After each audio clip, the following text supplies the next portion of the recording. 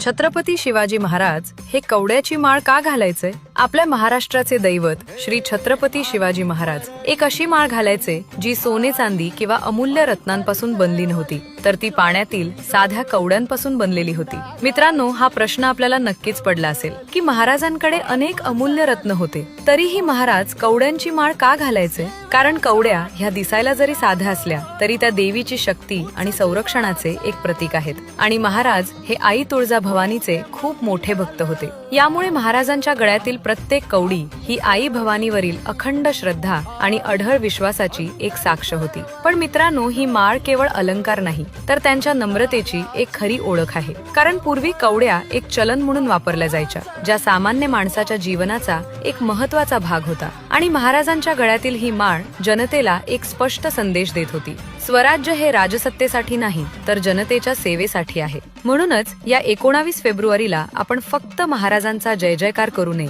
तर महाराज ज्या आदर्शांवर चालायचे तेच आदर्श आपल्या जीवनामध्ये आणून आपले जीवन सार्थ करावे.